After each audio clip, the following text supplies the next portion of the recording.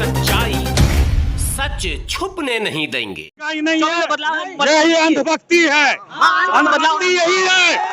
अंधे मत बनो, देश बचाओ, देश बचाओ, देश बचाओ, देश बचाओ। होना चाहिए 2024 में, एकदम बदलाव होना, मुद्दा होना होगा 2024 में। 2024 में महंगाई, बेरोजगारी और जो बेटी सुरक्षित नहीं है, गरीब जो है, अरे अनाज देते हैं, बेशर्मी का हद है। ये अभी तक 80 करोड़ जिस देश में 140 करोड़ के देश में है भाई साहब, 80 करोड़ लोग अगर 5 किलो अनाज पर पल रहे हैं तो उस देश का क्या हाल है आप खुद सोच लीजिए। प्रधानमंत्री है, 140 करोड़ जनता जो है उनका परिवार है। ठीक नहीं चाहिए, रोजगार चाहिए, एजुकेशन चाहिए। रोजगार मिलेगा, रोजगार मिलेगा। स्किल है कोई? ठीक है, स्किल है, MS एक्सेल में स्किल है। होते हो पूछने वाले, मैं सरकार से डिमांड कर रहा हूँ। तुम कौन होते हो? तुम सरकार हो? है नहीं, लेकिन MS एक्सेल में डेटा वैलिडेशन को यूज क्यों किया जाता है? मैं तुम्हें दूंगा 45,000 रुपए की सैलरी, मेरी खुद की कंपनी है एडवर्टाइजमेंट की। जवाब में दे रहे हो 80 करोड़। एक मिनट, इन्होंने कहा अभी देखिए रुको अभी, इन्होंने ये कहा, इन्होंने ये कहा, मैं जवाब दे रहा हूँ कि पढ़े लिखे तो 80 करोड़ जो जनता है जो बेरोजगार है, एक मिनट, बेरोजगार जो 80 करोड़ जनता जिसको 5 किलो अनाज दे रहे हैं वो जाहिल है क्या? तो 80 करोड़ क्यों पूछ रहे थे? क्या लगता है देश में महंगाई बेरोजगारी है? आप युवा है, ये देखो महंगाई कितनी है। ये जो माइक है 6,000 रुपए का, 16,000 17,000 रुपए का, ये मैं खुद ये भी काम करता हूँ। इतने महंगाई है, केजरीवाल को कहते हैं कि 1,000 रुपए में फ्री कर दिया, 1,000 रुपए भी आएंगे और बस में फ्री घूम रही है। जिस घर का बच्चा एप्पल का मोबाइल चला रहा है, 300 रुपए का डेटा यूज कर रहा है, और हर घर के अंदर, मैं जहाँ रहता हूँ हर घर के अंदर 4 गाड़ियां हैं, वो अगर उसकी घर की महिला है 25 रुपए नहीं दे सकती, 1,000 रुपए का बिजली का बिल नहीं दे सकती, 1,000 रुपए का अगर पानी का बिल नहीं दे सकती, तो उस आदमी को डूब के मर जाना चाहिए। वो 80 करोड़ आदमी कौन है? वो 80 करोड़ गरीब कौन है जिनको फ्री में राशन लेके खाना पड़ रहा है? उनका जवाब दो। वो 80 करोड़ जो लोग हैं जिनको फ्री में मुफ्त का राशन सरकार दे रही है, चिल्लाने से उस पर बात कीजिए। हिंदुस्तान कौन है? घुसपैठी है वो, हिंदुस्तान है। देखो घुसपैठियों की बात पे केजरीवाल को गिरफ्तार किया गया है, दिल्ली के मुख्यमंत्री केजरीवाल को गिरफ्तार किया गया, वो उसको सही मानते हैं आप? देखो आप सही मानते हैं? जो गिरफ्तार किया गया तो कोई गवर्नमेंट ऐसी तो है नहीं कि वो चुनाव आ गए तो गिरफ्तार कर लेंगे। आपने चुनाव घोटाले किए, शराब घोटाले किए, अब पहले ये केजरीवाल था, कहता था अगर मनीष सिसोदिया ने कुछ घोटाले किया उसको पकड़ो, अगर मैं कर रहा हूँ मेरे को भी पकड़ो। लेकिन लगातार जो है सत्ता पे आरोप लगाते हुए आया है, क्या भ्रष्टाचारी सिर्फ जो है विपक्षी दलों में ही है? क्या जवाब है आपके पास? ये कह रहे हैं विपक्षी में ही है, ये राजनीति है, ये राजनीति है।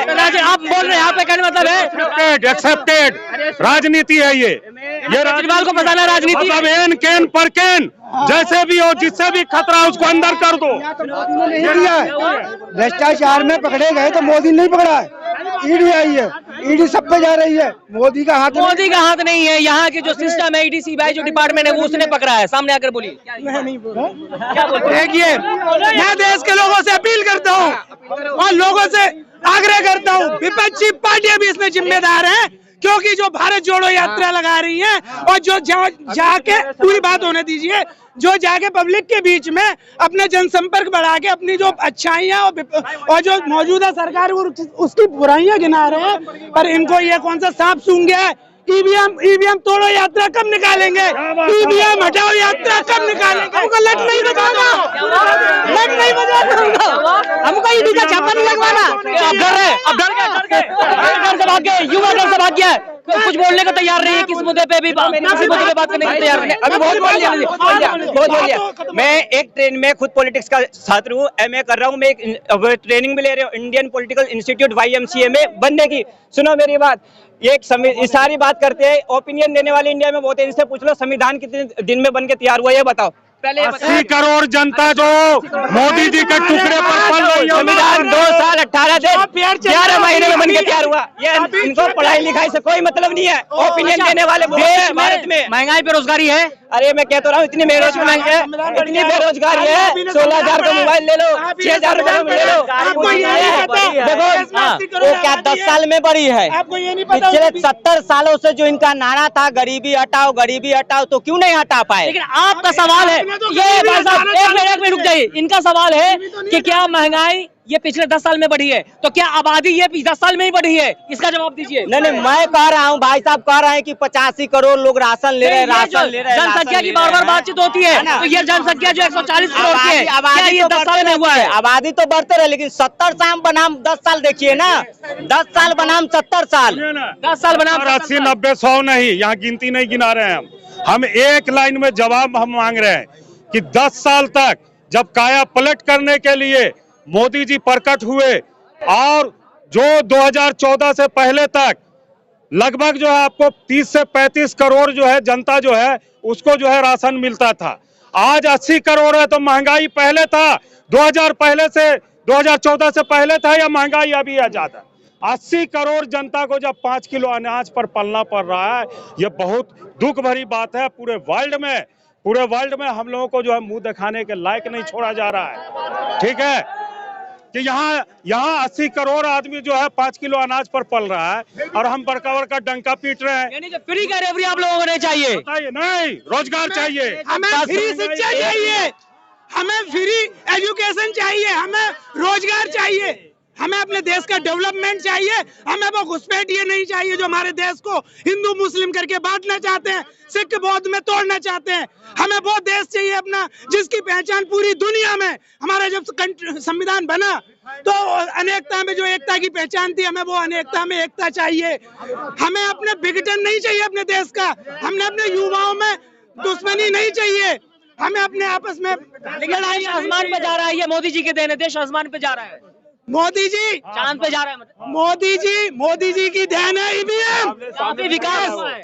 देश मोदी जी इससे पहले भी चांद पे लोग गए, ऐसा नहीं है कि मोदी जी आए तभी गए। लेकिन 9 साल पे मिसाल कहा जा रहा था कि मोदी जी के नेतृत्व वाली सरकार में काफी विकास हुआ है, हमारे देश का डंका विदेशों में पिटा गया हुआ है, इसमें मैं मना नहीं कर सकता, काम हुआ है।